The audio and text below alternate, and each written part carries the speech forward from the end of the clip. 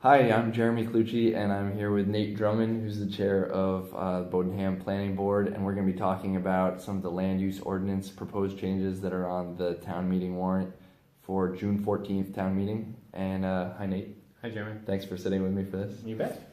We'll jump right in. So can you just, at a kind of a high level, talk about some of the proposed changes to the land use ordinance that people will see on the warrant on June 14th? So first off, there's a proposed change to create two distinct new districts in Bowdoinham, a Village 1 district and a Village 2 district. So right now, outside of the shoreland zone, pretty much all of the town of Bowdoinham is in a single district, the residential agricultural district. Mm-hmm. And this proposed change would sort of carve out two separate districts, which at the moment would have some small changes as far as smaller lot sizes and density and some smaller setbacks.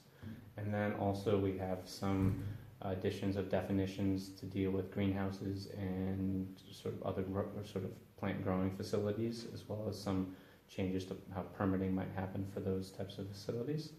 And then also we have some proposed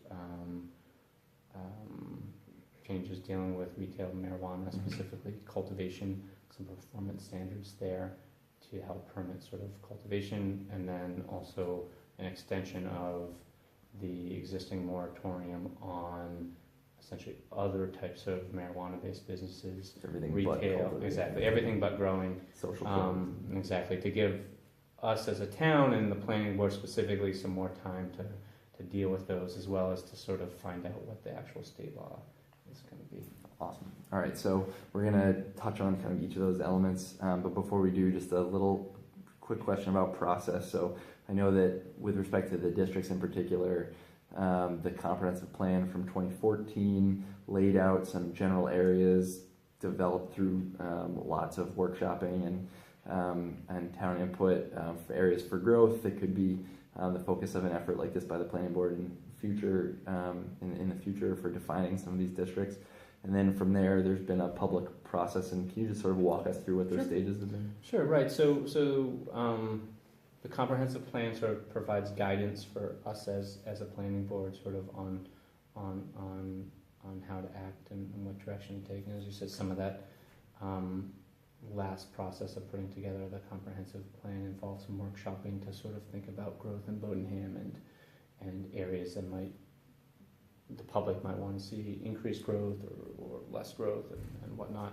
And also we've had input specifically within the what we would think of as the historical village of Bowdoinham from residents, both to us directly, the planning board, as well as to the code enforcement officer, just regarding the fact that there's a ton of non-conforming lots that exist within that historical sort of center of the town here, and how that makes it's just cumbersome for people living there. So those all sort of informed our decision to try and get at this issue and maybe at least make some proposed districts that the town can look at and vote on at town meeting. I think we've had at this point four different hearings, and yeah, it's sort of that's the process. You know, we definitely as a board are very responsive to the public, and it's been wonderful that we've actually had a lot of very good attendance and feedback on a number of the hearings. Yeah, a lot of participation. So, so that's been good. So then, looking at Village District 1 first, can you talk a little bit about what makes it distinctive, the proposed Village District 1, and how it differs from the existing residential agricultural district? Sure. So as I said before, right now there's a single district that covers all of Bowdoinham, so whether or not you're living right here in the middle of the village or way up on Dingley Road or down on the Bay Road, essentially the land use ordinance treats you the same, and so that includes both issues of minimum lot size and setbacks, but also sort of land use and permitting. So, you know, if you want to have a gas station in town, it doesn't matter to the planning board as far as whether you're allowed to or not, if that's in the middle of town or way out, you know, up on White Road, you know, sort of everyone is viewed the same. So what we've done with Village 1 for now is just trying to define a district, which is pretty much around the sort of historical core of the village. So, really within a half mile of the flashing light in town, particularly coming up both Ridge Road and out Route 125. And then within that new defined district, alter the minimum lot size, so bring that down to, I think it's 20,000 square feet. Yeah. Bring in some of the setbacks, both for front and side yards, and also adjust the density a little bit. So again, to make some of the non-conforming lots now conforming, allow people to do a little bit more with their lots, and in some cases potentially have a little bit more sort of concentrated development right in that village.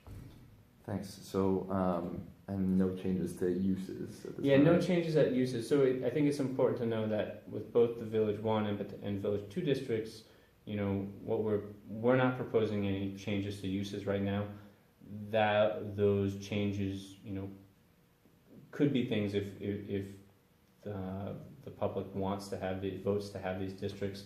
That could be something that we could look at later. But they would all come back through town meeting? Yeah, any proposed changes in uses. So again, whether or not, if we were to say, no sawmills in the Village 1 district, no hog farms in the Village 1 district, that would again be a similar process of public hearings, a proposal put forth by the planning board for a change of use in a certain district. Public hearings, and then ultimately a vote at the next town meeting or a special town meeting. Great. So how about Village District 2? So District 2 probably responds a little bit more strongly to the guidance in the comprehensive plan, sort of for envisioning areas of the town to sort of encourage growth. And so Village 2 district sort of extends out 125 towards the interstate and a little bit sort of on either side of Route 125. And again, we're also bringing the minimum lot size down, sort of, halfway in between almost Village 1 and the residential. Similar to the setbacks, bringing them in a little bit. I think, having a minimum building height of 35 feet. So again, it's not huge changes. It would allow for a little bit more density of development in that area. And again, it also introduces the future option of changing uses. So whether or not there would be specific types of development that people would like to see, for instance, out by the interstate, or for that matter, restrict out towards the interstate, those would become viable things to discuss. Where as we are right now, without any districts or with only one single district, if we want to make a use change, it's all or nothing. It's all or nothing. Yeah, sure. So, yeah. Okay, thanks. All right, so you also mentioned some of the changes around greenhouses and other structures, and some proposed changes related to retail marijuana cultivation. Can you talk about those a little bit? Yeah, so one of the things that sort of came up with the legalization of marijuana is just the idea of, we're a very pro-farming community. There's a lot of agricultural sort of types of structures and businesses which are pretty much allowed without any permitting. But honestly, those, pretty much all the agricultural businesses in town have been and are very small scale and tend not to have a huge impact on their neighbors.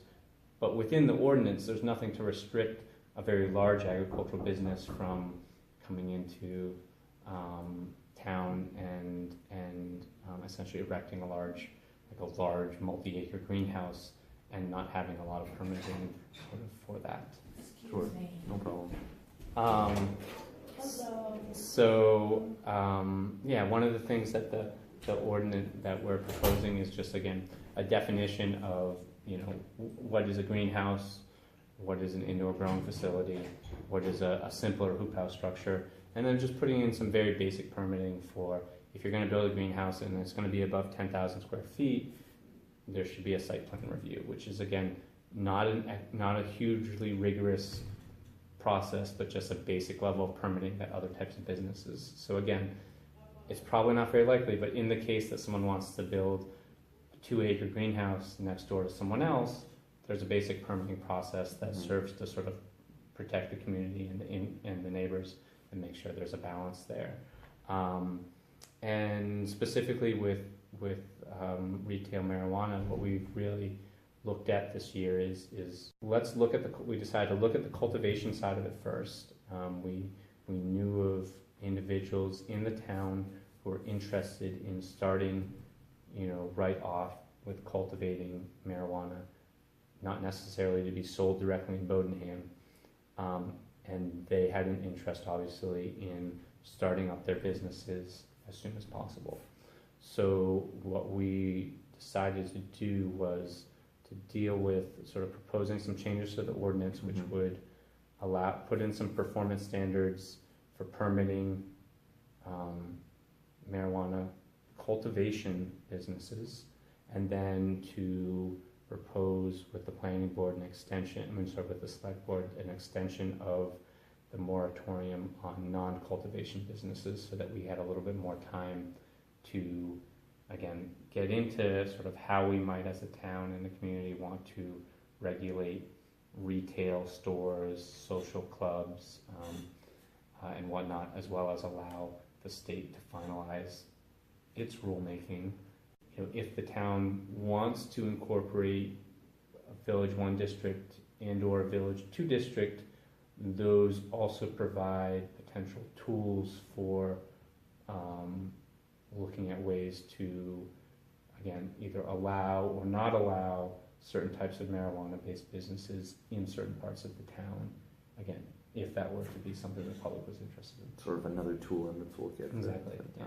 Great, thanks. That's all the questions I was hoping to run through. Anything else people should be aware of ahead of town meeting? No, I guess what I'd like to say is that, I think on the planning board, we really do take public input and very seriously, and we sort of see it as our job with the ordinance to really legitimately sort of try and propose changes that we think will make the town sort of planning process smoother and help residents.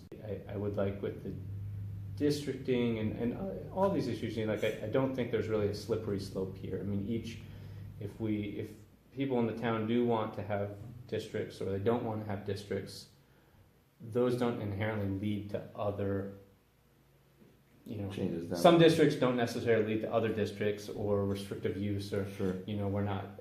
Each step of the process, each decision would have, again, more public input. Another vote at town meeting. Great. Thanks a lot. You're welcome. Thanks for sitting down with me. Sure. Thanks for watching, and see you on June 14th at town meeting.